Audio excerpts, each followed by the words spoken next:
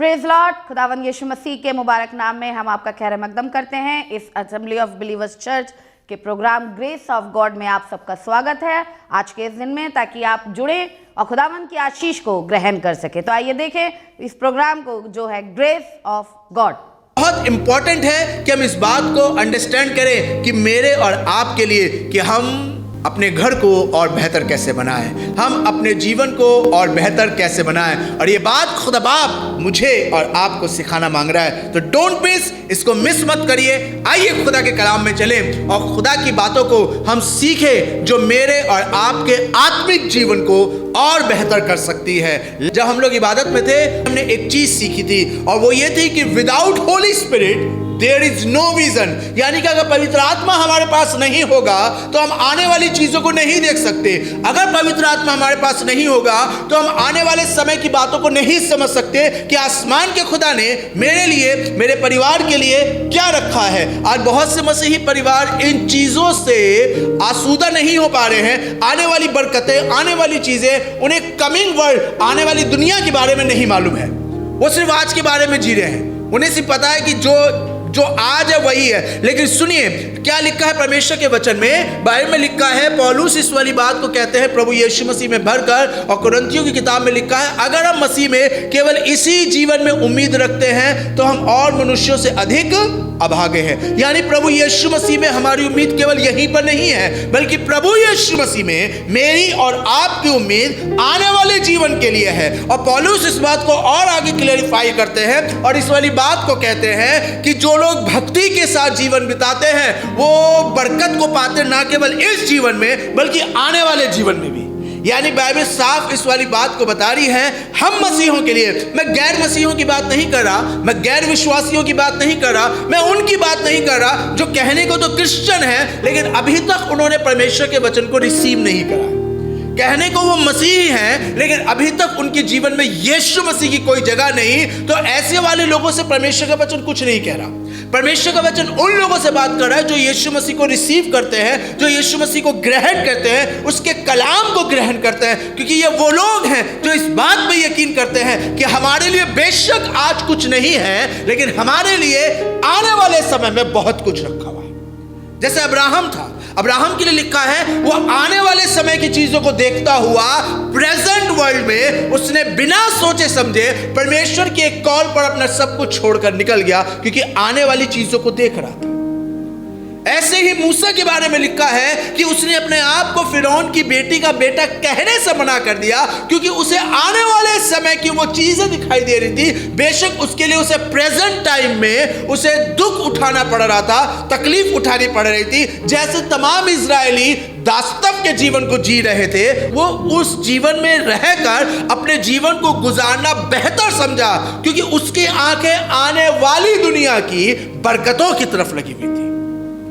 और आज खुदा यही चाहता है कि हर एक विश्वासी, ध्यान से सुनिएगा, हर एक विश्वासी, हर एक मसीही आज इस बात को अंडरस्टैंड करे कि हमारे लिए जो बरकतें हैं, बेशक प्रेजेंट टाइम में आप किन सिचुएशन में हो, खुदा बाप आने वाले समय में आपके लिए बेहतर से बेहतरीन चीजें पैदा करने जा रहा है। और चाहता है कि विश्वासी की यही क्वालिटी होती है, वो आने वाले समय की चीजों को देखता है, ना केवल प्रेजेंट टाइम की चीजों। क्योंकि परमेश्वर प्रेजेंट टाइम में जैसा भी कुछ कर रहा हो, जैसे खाना जब बनता है कुकर के अंदर, जब हम गोश्त बना रहे होते हैं या सब्जी बना रहे होते हैं, तो जब प्रेजेंट टाइम में जब बन रहा होता है तो जब ढक्कन खोल के देखते हो तो बड़ा घुचुड़ मुचुड़ नजर आता है, चीज अच्छी नहीं लगती है, देख के शायद मन भी करता होगा कि नहीं खाएंगे। लेकिन जब बन जाता है और जब परोसा जाता है तब इतना बेहतरीन नजर आता है कि जो भूखा भी नहीं होता वो भी कहता है एक रोटी तो खा ही लो।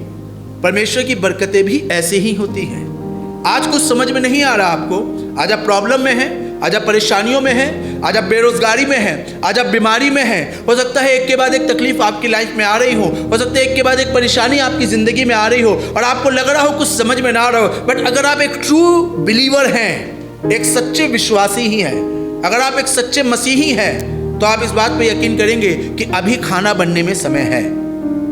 खाना बना नहीं है, ये भी कच्चा चल रहा है खाना, अभी खाना बनने में समय है। बनने तो दीजिए, मीट में 3 सीटी तो लगने दीजिए।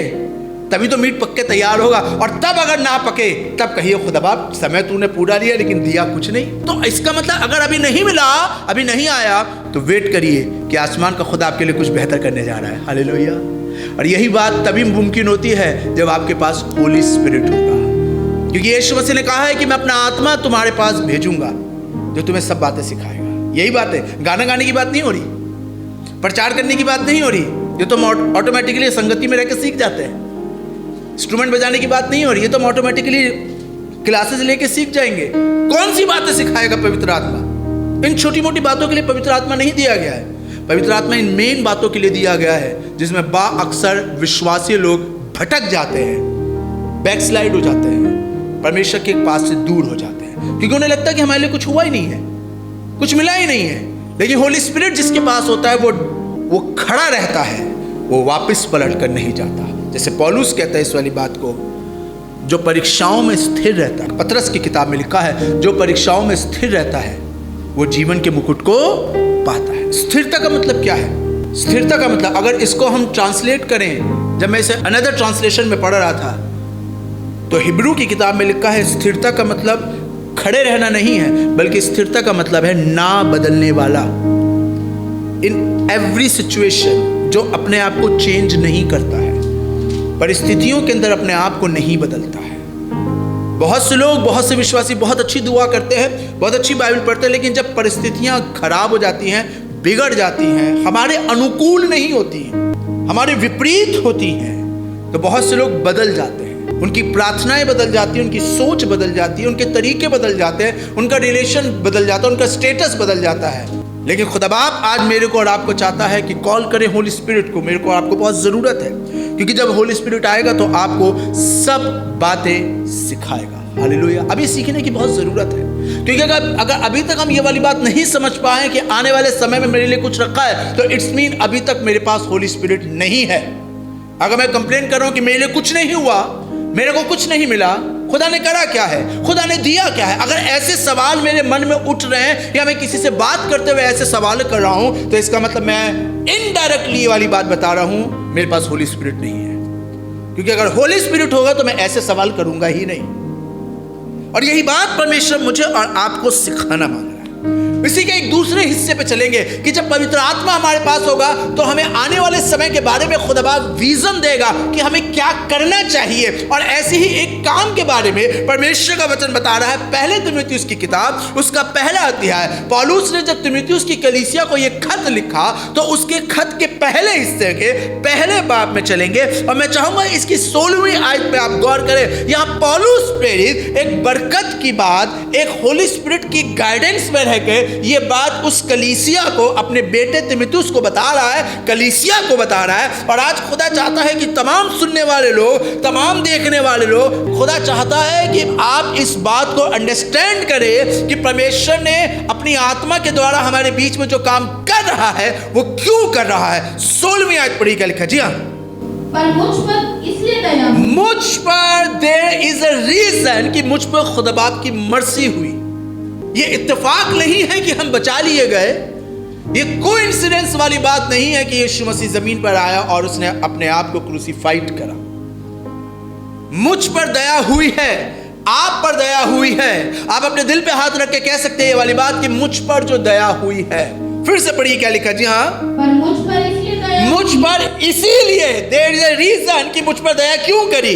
क्यों यीशु मसीह ने अपने पीठ पर कोड़े खाए, क्यों उसने अपनी दाढ़ी नुचवाई, क्यों उसने अपने सर पे कांटों का ताज रखवाया, क्यों उसने अपनी पसली पे भाला भुकवाया, क्यों उसने अपने हाथों में और पांवों में कीले ठुकवाए। बाइबल बता रही है जो मुझ पर दया इसीलिए हुई है, एक कारण है। अगर आसमान के खुदा ने अपने बेटे को जमीन पर भेजा और हम गाना गाते हैं कि मेरे लिए मारा गया, मेरे लिए गाड़ा गया, मेरे लिए फिर जी उठा, अगर आप यकीन करते हैं कि यीशु मसीह मेरे लिए पर्सनली, व्यक्तिगत रूप में मेरे लिए उसने ये काम करा। यीशु मसीह का जो भी काम हुआ है वो हिस्टोरिकल नहीं था, कोई ऐतिहासिक घटना नहीं थी। यीशु मसीह का क्रूसिफिकेशन, यीशु मसीह का कोड़े खाना, मारा जाना, सताया जाना कोई ऐतिहासिक घटना नहीं थी, बल्कि हर एक काम के पीछे एक रीजन था। और खुदा का कलाम कह रहा है कि उसने जो मुझ पर दया करी, उसने जो आप पर रहम करा, अपने जीवन पे झांक कर देखिए कितना बड़ा रहम करा है। और टेस्ट के दौरान हमने कई बार दुआएं करी, रोजे भी रख के दुआ करी और खुदा बाप ने सब क्लियर कर दिया। ये खुदा का रहम ही तो है। वो कुछ भी कर सकता था, लेकिन खुदा बाप की दया है कि ऐसा कुछ भी नहीं है। तो इसका रीजन है ना पीछे, ये ऐसे ही नहीं हुआ है, देयर इज रीजन। मुझ पर दया इसलिए हुई, आगे पढ़िएगा, लिखा है कि मुझ सबसे बड़े पापी थे। मुझ सब, ये बात समझिए कि आप बहुत बड़े वाले पापी थे, छोटे मोटे नहीं है हम बहुत बड़े वाले हैं। सुना हो ना कई बार लोगों के मुझे बहुत बड़े वाले हैं, ये हम बहुत बड़े वाले पापी हैं। हम कोई छोटे मोटे वाले पापी नहीं हैं, हम बहुत बड़े वाले हैं। और पौलुस क्लियर कर रहा है कि मुझ सबसे बड़े पापी पर यीशु मसीह अपनी पूरी सहनशीलता यीशु मसीह ने पूरा फुली पेशेंस दिखाया है। सहनशीलता अगर यीशु मसीह की टूट जाती तो हम में से कोई यहाँ जिंदा बैठा ना होता। आप मोबाइल हाथ में पकड़ कर या लैपटॉप में या अपने स्मार्ट टीवी पे आप बैठे हुए ये प्रोग्राम नहीं देख रहे होते अगर उसने अपनी पूरी सहनशीलता, अपना 100% दिया यीशु मसीह ने। ये उसकी पूरी सहनशीलता है। अगर उस दौरान कोड़े खाते वक्त अगर यीशु मसीह हल्का सा भी ऊब गया होता, अगर कील ठुकते वक्त अगर अपना हाथ हटा लिया होता, अगर कांटों का ताज पहनाते वक्त चीख कर उसने फेंक दिया होता, पूरी सहनशीलता 2020 साल तक वो सहनशीलता दिखाता आया है और दिखाता रहेगा। उसने अपनी पूरी सहनशीलता उसने मेरे और आपके जीवन में दिखाई है, बावजूद इसके कि कई बार हम बेवफा हो जाते, लेकिन वो वफादार है। बावजूद इसके कि हम लोग कई बार बाइबल नहीं पढ़ते। अब तो इतना इजी हो गया है हमारे लिए कि मोबाइल हाथ में लिया, सर्विस अपने बिस्तरे पे बैठे बैठे अटेंड कर सकते हैं। अपने ड्राइंग रूम में सोफे पे बैठकर चाय का या कॉफी का कप या कोक का केन लेकर आप इबादत कर सकते हैं। कितना इजी हो गया है। लेकिन उसमें भी बहुत से लोग वो भी नहीं करते हैं। कितना इजी हमारे लिए हो गया, अब हमें चर्च जाने की जरूरत नहीं, अब चर्च ही हमारे घर आ गया है। So easy. लेकिन फिर भी बहुत से लोग ऐसे हैं जो शायद इसको भी बहुत ज्यादा समझते होंगे कि ये भी करना हमारे लिए जरूरी नहीं है, फिर भी वो सहनशीलता दिखाए हुए बैठा है। हालेलुया। वो फिर भी वो मेरे और आपके जीवन में कई मर्तबा हमने बाइबल नहीं पढ़ी होगी, कई मर्तबा हमने दुआ नहीं करी होगी, कई मर्तबा हमने अपनी टाइथ नहीं डाली होगी, कई मर्तबा हमने हो सकता है पादरी को कह दिया होगा आज हमारे पास टाइम नहीं, आज मत आना, आप अगली बार आ जाना, आज हमारे पास टाइम नहीं, आज हम घूमने जा रहे हैं, आज हम ये दुआ में नहीं आएंगे। फिर भी वो सहनशीलता दिखाता है, वो पेशेंस लेकर बैठा हुआ है। उसने मुझ बड़े पापी पर बड़ी सहनशीलता दिखाई, पूरी सहनशीलता दिखाई। देयर इज ए रीजन कि खुदा बाप ने अपने बेटे की मार्फत ये सब काम क्यों करा। उसने मुझ बड़े पापी पर अपनी पूरी सहनशीलता दिखाए जी, कि जो लोग उस पे अनंत जीवन के लिए विश्वास सुनिए, करते हैं। मुझ पर उसने क्यों सहनशीलता दिखाई, उसने क्यों मेरे पे दया करी, उसने क्यों मेरे लिए अपना लहू बहाया, वो क्यों मेरी प्रार्थनाओं को सुन लेता है, वो क्यों मेरे लिए रास्ते खोल देता है। जब हम गवाहियों में सुनते हैं कि मैं, जैसे अभी हमारी बुआ कह रही थी वाली बात को कि मैं दुआ करती हूँ, खुदा बाप मुझे बता देता है, मेरे लिए कर देता है, दैट्स वेरी गुड। तो सोचने वाली बात है कि क्यों खुदा बाप ये सब चीजें करता है, why, what is the reason.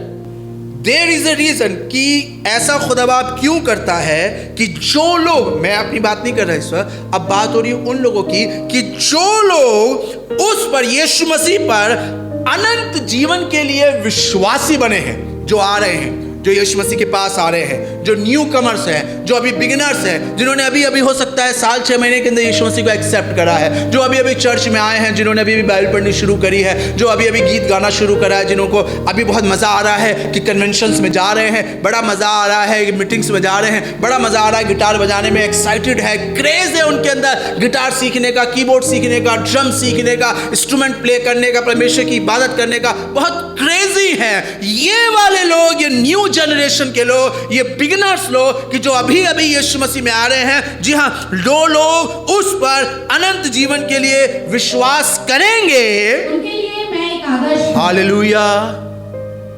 क्यों यीशु मसीह हम पे दया कर रहा है, क्यों यीशु मसीह हम पे अपना पूरा पेशेंस दिखा रहा है, क्यों प्रभु यीशु मसीह मेरे और आप पर धीरज धरकर बैठकर हमारी गलतियों को नजरअंदाज करके हमें प्रोवोक कर रहा है कि तुम और आगे बढ़ो, तुम और दुआ करो, तुम और गवाही दो, मैं तुम्हारी बीमारियों को ठीक कर दूंगा। क्यों? ताकि मैं किसी व्यक्ति के लिए जो प्रभु यीशु मसीह के पास आ रहा है उसके लिए एक आदर्श बनूं। हालेलुया।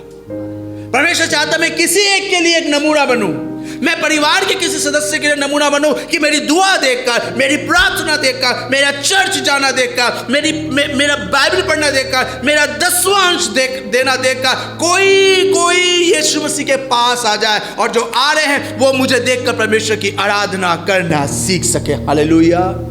खुदा बाप चाहता है मेरे और आपके जीवन से, आए विश्वासियों, मसीहों, पवित्र आत्मा से भरने का मतलब ये भी है कि मैं किसी अन्य जाति के लिए, मैं किसी नए विश्वासी के लिए, मैं किसी नए मेंबर के लिए, या बाहर की बात छोड़िए, मैं अपने परिवार के लोगों के लिए एक आदर्श बनूं। कि मेरा आदमी जो दुआ करना नहीं चाहता, मेरा आदमी जो मुझे दुआ करने से रोकता है, मेरा आदमी जो मुझे चर्च जाने से रोकता है, मेरी औरत जो मुझे चर्च जाने से रोकती है, मेरे हर बार इबादत करने से वो किलसती है और खिसियाती है, मैं सारे काम कर लूँ, दिन भर बैठ के टीवी देख लूँ, घर में कुछ नहीं होता, लेकिन जैसे ही मैं बाइबल उठा के बैठ जाऊँ, बाइबल उठा के पढ़ना शुरू कर दूँ, मेरे आदमी का गुस्सा होना शुरू हो जाता है, मेरी औरत खिसियाना शुरू कर देती है। मैं दोस्तों के साथ बाहर घूमता रहूं या घूमती रहूं, मेरे माँ बाप को कोई प्रॉब्लम नहीं है, लेकिन जैसे मैं उनसे कहूं कि मुझे मीटिंग में जाना है या मुझे चर्च जाना है तो वो 10 बंदिशें लगा देते हैं। उन लोगों के लिए मैं एक नमूना बनूं, उनको बताऊं इबादत करने से क्या फायदा होता है। हालेलुया। अगर परमेश्वर ने अपने बेटे के द्वारा आप पे पेशेंस दिखाया है, अगर परमेश्वर ने अपने बेटे के द्वारा आप पे रहम करा, तो केवल सिर्फ इसलिए नहीं कि आप अपने आत्मिक जीवन में खुद ही खुश रहें, बल्कि आप अपने आत्मिक जीवन को के द्वारा किसी एक को परमेश्वर के करीब लेकर आए। आमीन। स्वार्थी ना बनिए, सेल्फिश मत बनिए, बल्कि इस मामले में आप दूसरों के लिए एक अच्छा नमूना बनिए। देखिए, मैं चाहूंगा इसी की 4था अध्याय है, इसी 1 तिमुथियुस 4था अध्याय और उसकी 12वीं आयत में लिखा है, कोई तेरी जवानी को तुच्छ ना समझने पाए, पर वचन, चाल चलन, प्रेम, विश्वास और पवित्रता में विश्वासियों के लिए आदर्श बन जा। हालेलुया। किसके लिए आदर्श बन जा? अन्य जातियों के लिए बाद में बनना। ध्यान से सुनिएगा, बहुत से लोग अन्य जातियों के लिए बहुत अच्छे आदर्श हैं। अगर आप बाहर जाएं दुनिया में, तो दुनिया के लिए बहुत से लोग बहुत अच्छे आदर्श हैं, लेकिन क्या आप परमेश्वर के लोगों के लिए एक अच्छा आदर्श बन रहे हैं? जैसे कहावत है ना, हिंदी में हमने सुनी होगी कि अंधों में काना राजा। दुनिया के लोगों के लिए तो बहुत पवित्र हैं, भक्त हैं, ये भक्तिन है, ये भक्त है, ये धर्मी है, ये बहुत अच्छी दुआ करते हैं। दैट्स वेरी गुड, अच्छी बात है। आपके गली वाले आपको दुआ करता देखते हैं तो बहुत अच्छी बात है। आपके बिल्डिंग वाले आपको दुआ करता देखते हैं, दैट्स वेरी गुड, बहुत अच्छी बात है। लेकिन यहां बात दुनिया के लिए नहीं हो रही है, यहां बात विश्वासियों के लिए, यानी कि कलीसिया के लोगों के लिए, यानी कि आपके अपने परिवार के लोगों के लिए। आप अपने परिवार के लिए कितना अच्छा आदर्श बन रहे हैं। थोड़े से समझने वाली बात है ये। हम दुनिया के लिए बहुत अच्छा नमूना पेश करते हैं, बाहर के लोगों के लिए हम बहुत अच्छे हैं, लोग हमारी बड़ी तारीफ करते हैं, लेकिन क्या हमारे घर वाले हमारी तारीफ करते हैं? मैं आपको बताऊं, आपका फैमिली आपका सबसे बड़ा क्रिटिक है। और किसी ने ये वाली बात कही है कि क्रिटिक हमारा सबसे बड़ा टीचर होता है। जो हमारी आलोचनाएं करते हैं, जो हमें टोकते हैं, जो हमें चेक करते हैं, वो हमारे सबसे बड़े टीचर होते हैं, जो हमें चेक करके बताते हैं कि आप कहाँ गलत है और कहाँ सही है। आप दुनिया के लिए बेशक बहुत अच्छे होंगे, लेकिन क्या आपकी बीवी आपको अच्छा कह रही है?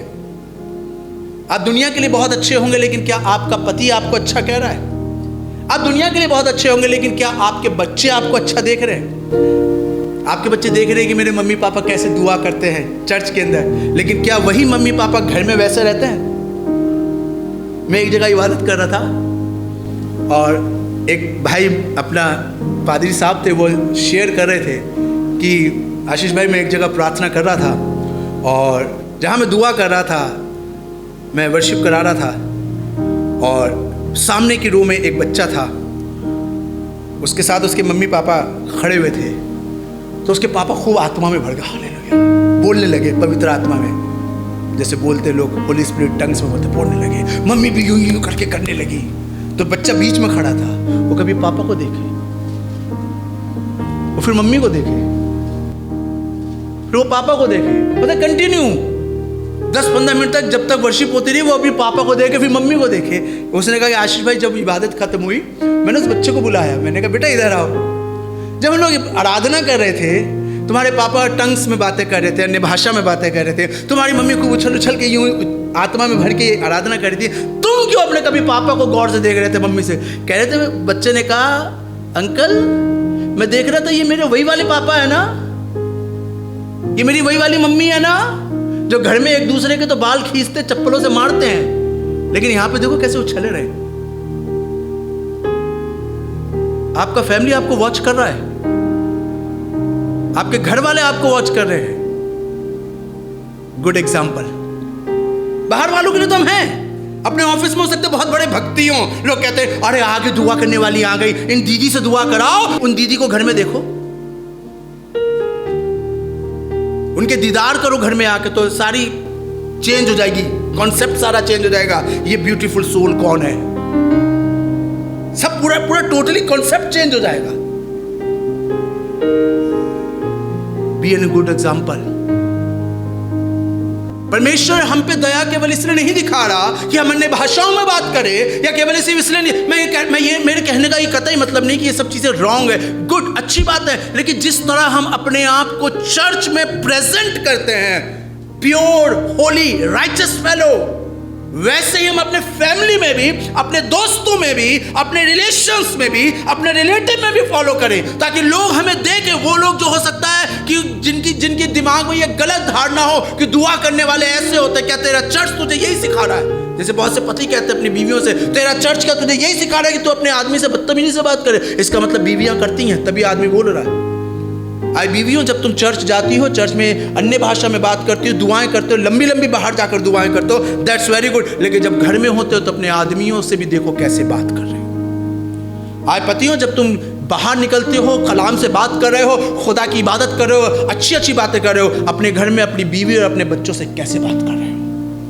पीपल वॉचिंग, लोग देख रहे हैं, क्योंकि बाइबल में साफ लिखा है, दूसरे कुरिन्थियों की किताब उसका 3 अध्याय उसकी 2 और 3 आयत पढ़िए, क्या लिखा है? हमारी पत्री तुम ही हो। क्या कह रहा है पौलुस प्रेरित? हमारी पत्री, हमारा गॉस्पल कौन हो? वो कलीसिया से बात कर रहा है, चर्च मेंबर्स, तुम हमारे गॉस्पल हो, हमारी पत्री तुम ही हो, जो हमारे हृदयों में लिखी हुई है। जो हमारे दिल में जो खुदा की बातें लिखी है वो तुम ही हो। हम जो लिख रहे हैं वो तुम्हें बयान कर रहे हैं, हमारी पत्री तुम ही हो जी। और हम उसे सब मनुष्य पहचानते। सुनिए, ध्यान से सुनिएगा, दुनिया के लोग बाइबल नहीं पढ़ते हैं, दुनिया के लोग हमें पढ़ते हैं। हो सकता है आपका आदमी बाइबल ना पढ़ता हो, लेकिन आपका आदमी तुमको पढ़ रहा है। मेरी बहन, तुम्हारी बीवी चर्च नहीं जाती, लेकिन तुम चर्च जाते हो तो तुम्हारी बीवी तुमको पढ़ रही है, वो तुमको वॉच कर रही है कि ये मेरा आदमी जो हर संडे चर्च जाता है, मेरा आदमी जो सुबह उठ के दुआ करता है, मेरा आदमी जो रोज शाम को बाइबल पढ़ता है, बिना दुआ करे नाश्ता नहीं करता, इसका चाल चलन, इसका जीवन, इसकी बोली कैसी है? वो तुम्हें वॉच कर रही है। लोग तुम्हें पढ़ते हैं, लोग बाइबल नहीं पढ़ रहे। लोगों के लिए बाइबल एज ए महज एक बुक है, लेकिन लोग तुम्हें देख रहे कि जो बातें हम पढ़ रहे हैं वो बातें हमारे अंदर कैसे नजर आ रही हैं।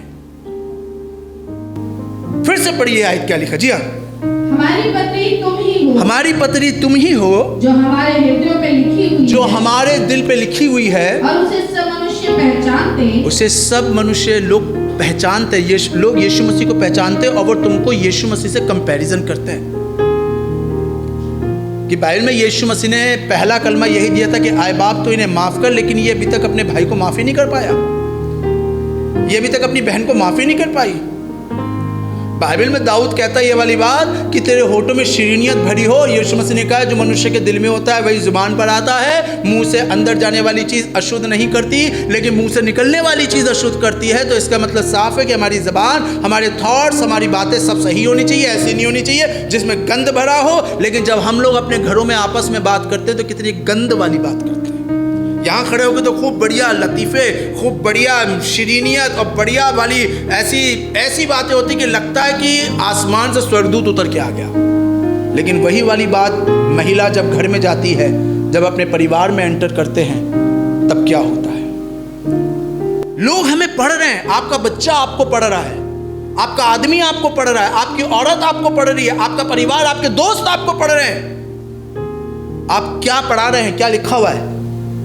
बाइबल में तो लिखा है, यीशु मसीह ने कहा गुस्सा मत करो, गुस्सा करो तो गुनाह मत करो, लेकिन हमारे गुस्से में तो आए दिन गुनाह होता रहता है, गालियां मुंह से निकलती है।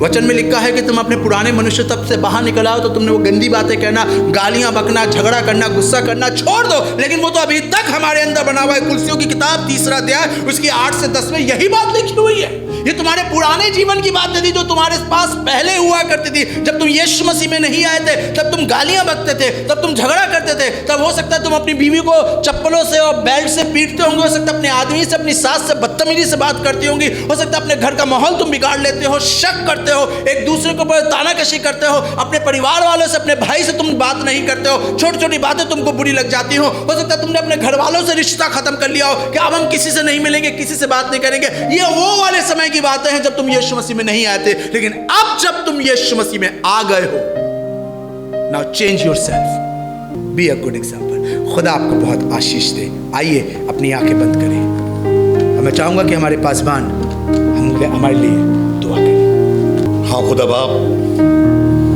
ये बात तो आपकी तरफ से जाहिर हो गई, जहां विजन नहीं होता वहां लोग हलाक हो जाते हैं। There is no vision the people perish. खुदावन तू अपने लोगों को अपना विजन दे ताकि वो तेरी रहनुमाई में चले और वो काम करें जो आसमान पे याद किए जाए। आज के कलाम के जरिए से हमारे ज्ञान चक्षु को खोल दे खुदावन, ताकि हम सिर्फ तेरे ज्ञान की बातें करें। दुनिया का ज्ञान हमें धोखा देता है, लेकिन तेरा ज्ञान हमें बादशाह देता है। हम सबको बरकत दे, यीशु के नाम से मांगते हैं, आमीन। उम्मीद है कि आज आपने जरूर बरकत को हासिल किया होगा और खुदावंद ने आपको आशीष दी होगी। हम चाहेंगे कि आप हमसे संपर्क करें। अगर आप किसी भी तरीके की सहायता करना चाहते हैं, दुआएं हैं आपके पास, प्रार्थनाएं हैं, तो ज़रूर आप हमसे संपर्क करें। हमारा पता और हमारे नंबर्स आपके पास पहुंच चुके हैं। आप इनके द्वारा हमसे कांटेक्ट कर सकते हैं ताकि हम दुआओं में और आपके साथ मिलकर खुदावंद की महिमा में आगे बढ़ सके। Praise the Lord. खुदा आप सबको बहुत आशीष दे। हमारा एड्रेस है assembly of believers church, S410 street number 11, school block, Shakarpur, Delhi 110092। और अगर आप हमसे फ़ोन पे कांटेक्ट करना चाहते हैं तो हमारे नंबर हैं 8527158740 और दूसरा नंबर है 9891358387। इसके अलावा 9891152423